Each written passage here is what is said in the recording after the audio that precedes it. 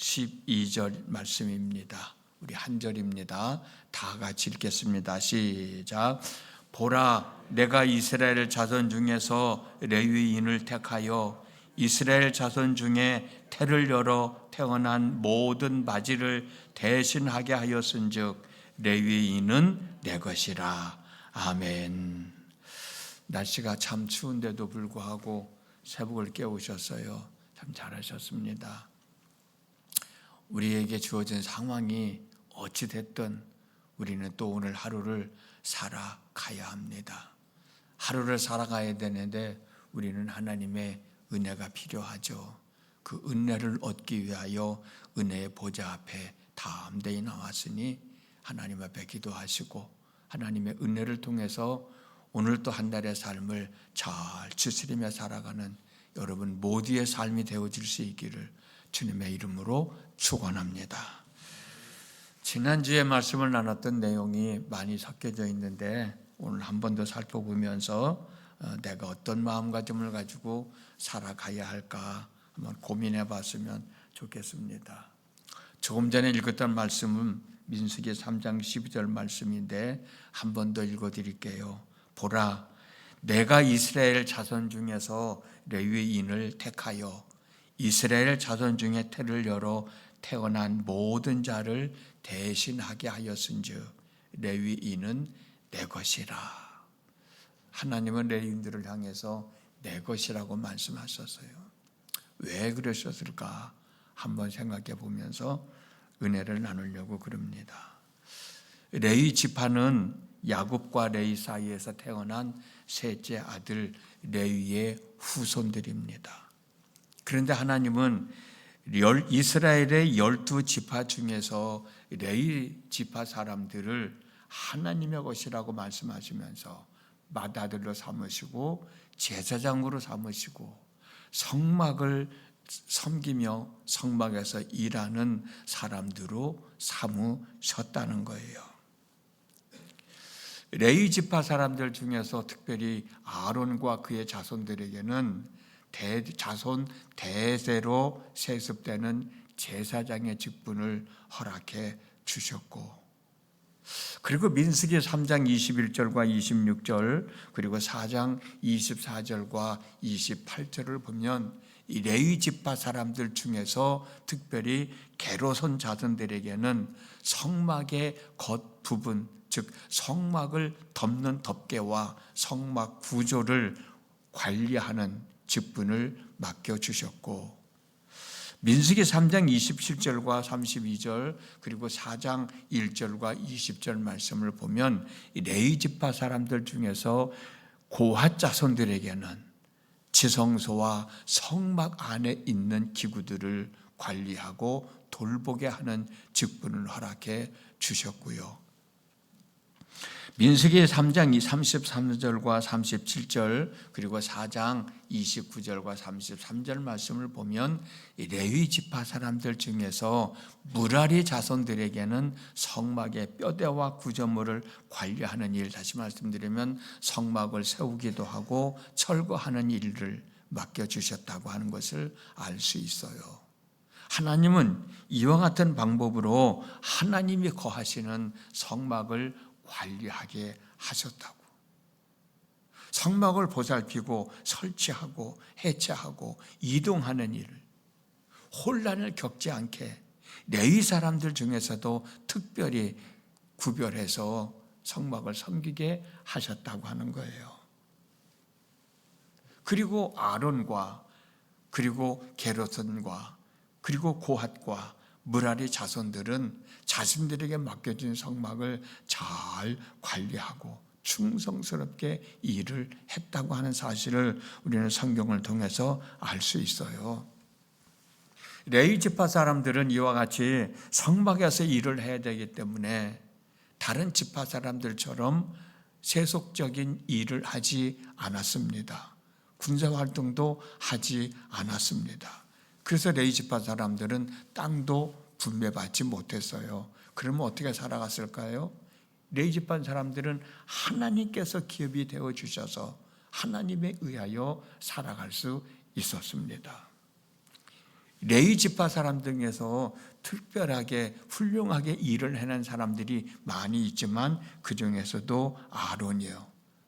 첫 번째 제사장, 첫 번째 대제사장의 역할을 수행했던 아론입니다.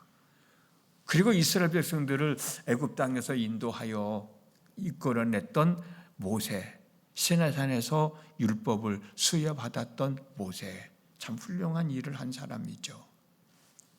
이스라엘 백성들이 바벨론 포로에서 돌아왔을 때 회당을 지으며 율법을 가르쳤던 에스라. 여러분 다 이야기 들으면 그 사람이 그 사람이었구나. 에스라가 그 귀한 일을 했습니다. 선지자였으며 제사장 일도 수행했던 사무엘입니다. 이스라엘 역사 속에서 빠져서는 안 될 참 귀한 일을 했던 사람들이 바로 레위 지파 사람들이 많이 포함되어 있었다고 하는 거예요. 그러면 하나님은 왜 이렇게 레위 지파 사람들에게를 구별하셨을까? 그리고 그들을 사용하셨을까? 지난번에도 말씀을 드렸듯이 출애굽기 32장을 보면 모세가 하나님의 율법을 받으려고 시내산에 올라갔을 때 40일 거기 있었잖아요. 근데 산 아래에서는 이 기간 동안에 금으로 송아지를 만들어 놓고 숭배하고 있었단 말이에요. 모세가 이 사건을 수습할 때 이스라엘 백성들을 향하여 여호와의 편에 있는 자들은 다 내게로 오라고 소리를 질렀어요. 이 소리를 듣고 모세에게 다가온 사람들이 바로 레위 지파 사람들이었습니다. 모세가 여호와의 편에 서 있는 자들은 내게로 오라는 말을 듣고 모세에게 다가왔던 사람들은 우상 숭배에 참여하지 않았던 사람들이에요. 모세에게 나온 레위 지파 사람들은 모세의 명을 받고 자식들뿐만 아니라 부모, 형제들은 물론이고 친구와 이웃들 중 우상을 숭배했던 사람들을 다 처단합니다. 그 사람들이 무려 3,000여 명이 됐다 그랬어요. 이 사람들은 어떻게 보면 신앙을 지키기 위해서, 하나님을 믿는 믿음을 지키기 위해서 부모까지도 자식까지도 형제들까지도 물불을 가리지 아니하고 처단하면서 하나님 편에 섰던 사람들이에요. 하나님은 이런 행동을 한 레위 지파 사람들을 귀하게 여기시고 기뻐하시면서 하나님의 사람으로 따로 구별해 놓으셨다고 하는 거지. 오늘 읽었던 본문의 말씀 한 번 더 읽어드릴게요. 보라, 내가 이스라엘 자손 중에서 레위인을 택하여 이스라엘 자손 중 처음 태어난 모든 자를 대신하게 하였은즉 레위인은 내 것이라. 왜 내 것이 될 수 있었냐 말이에요. 모든 이스라엘 백성들은 다 하나님의 사람들인데 그 중에서도 레위 사람들을 내 것이라고 선택한 이유가, 하나님 편에 서야 할 때 하나님의 편에 서서 하나님의 뜻을 따랐기 때문이에요. 많은 사람들은 그것이 옳다고 그 일을 행하였지만 레위인 중에서도 나는 하나님의 편에 설 거야, 절대로 하나님의 편에 쓰지 않을 거야, 하나님의 편에 설 거야 라고 하나님의 뜻을 따랐던 사람들, 그 사람들에게 하나님이 보상해 주신 것이죠. 너는 내 것이다. 특별하게 하나님의 일을 할 수 있도록 하나님의 뜻을 이뤄나가는 데 쓰여진 사람들이 바로 이 사람들이라는 거예요.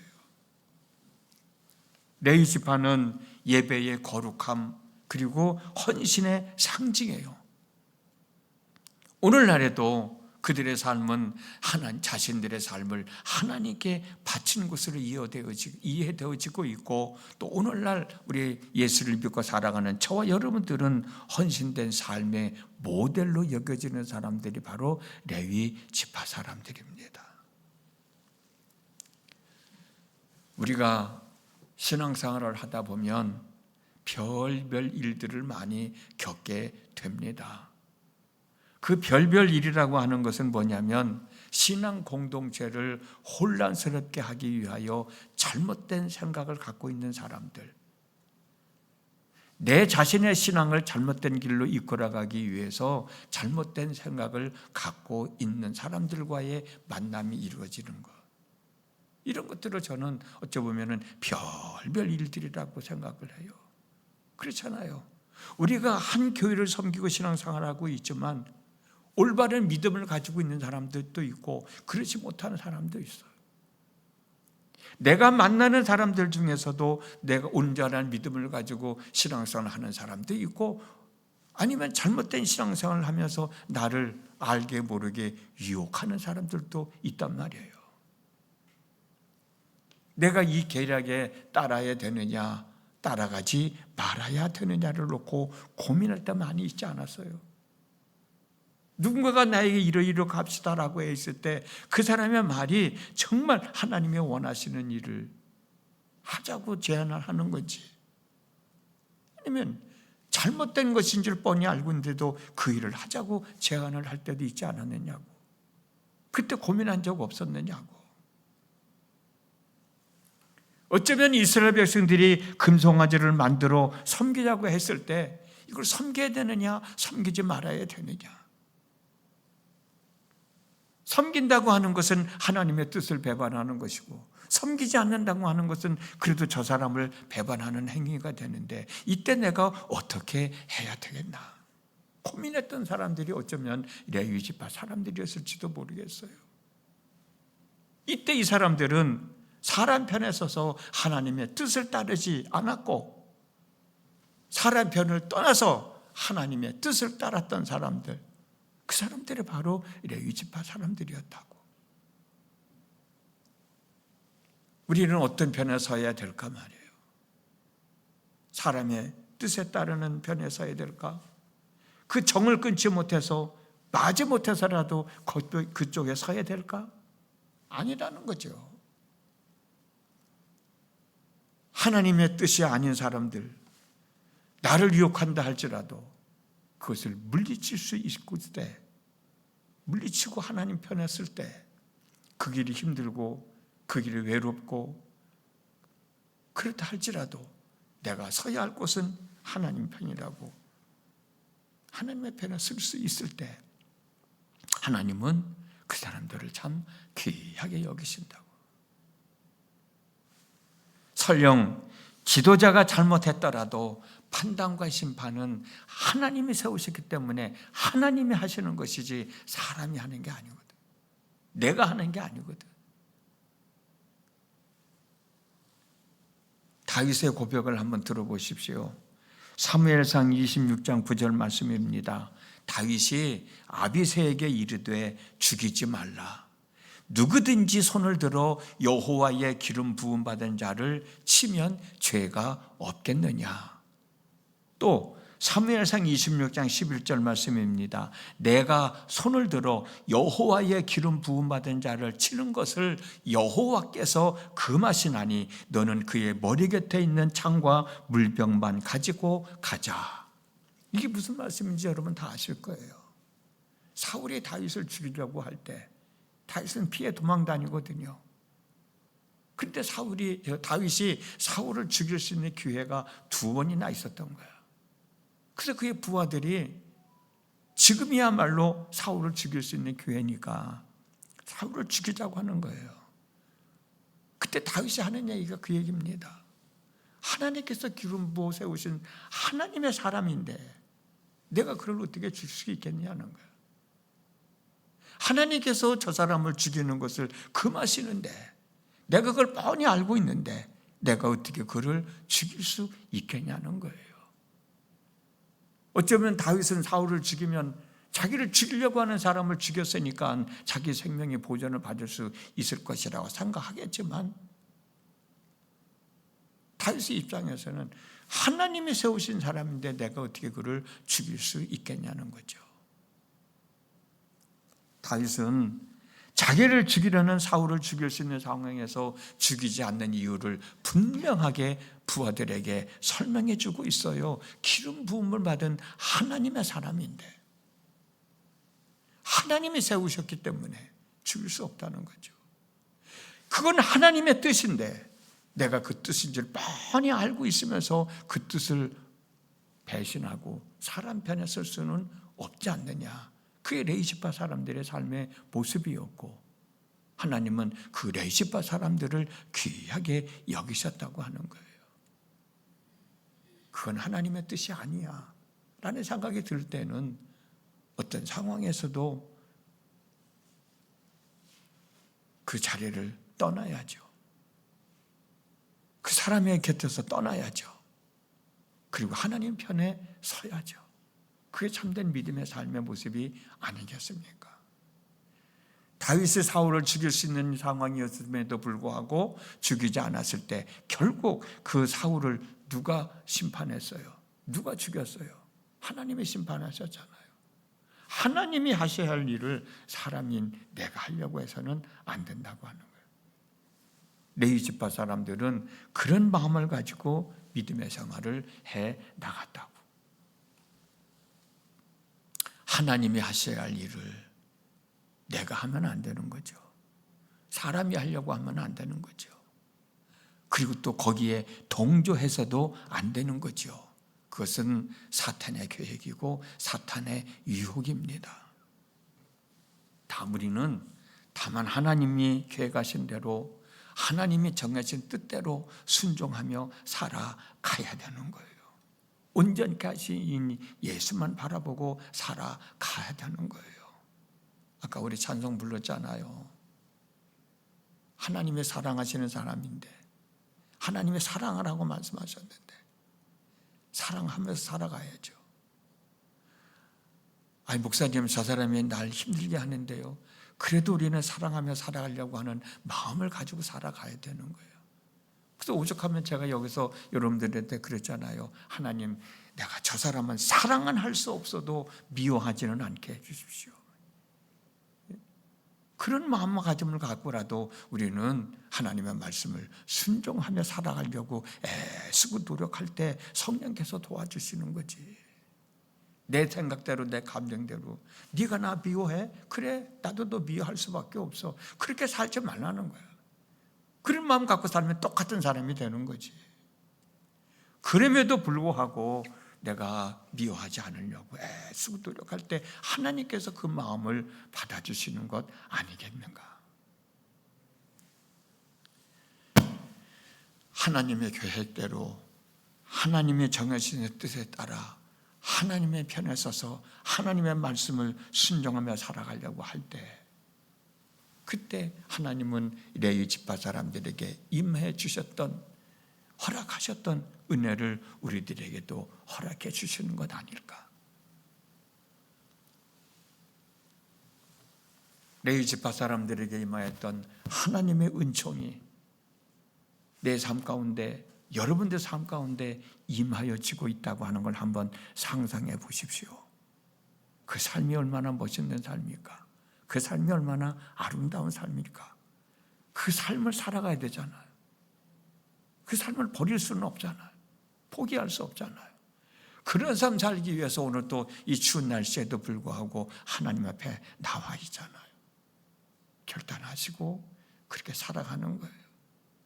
그리고 우리가 오늘 말씀 나눴으니까 그래서 레위 사람들이 하나님의 특별한 은혜를 입었듯 오늘 또 나에게 하나님의 특별하신 은혜가 임하는구나 고백하면서 살아가는 삶이야말로 정말 하나님과 함께 동행하는 삶이 아니겠어요.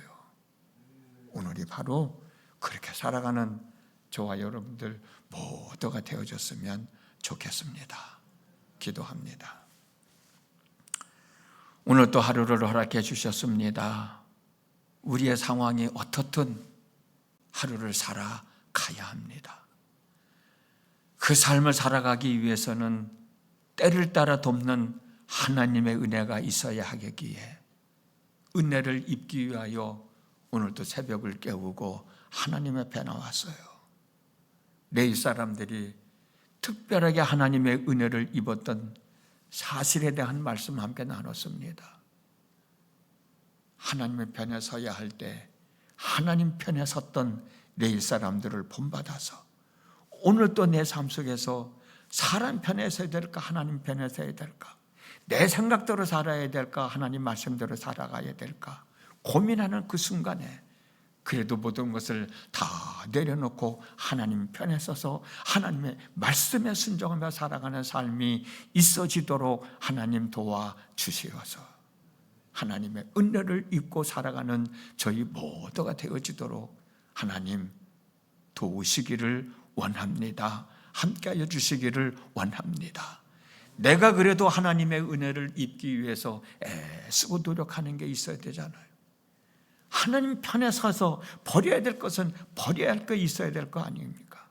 어쩌면 하나님은 그걸 나에게 요구하고 계실 텐데 그 요구사항을 피해가는 사람이 아니라 그 요구사항을 극복하며 나가는 저희들이 되도록 성령님 도와주시어서 내일 사람들이 입었던 그 하나님의 은혜를 입고 오늘도 하루의 삶을 잘 추스려 나가는 참 믿음의 사람들 되어지게 하여 주시옵시고 그 속에서 하나님 앞에 감사하며 하나님 살아계심을 증명하며 사는 저희들이 되어지게 하여 주옵소서.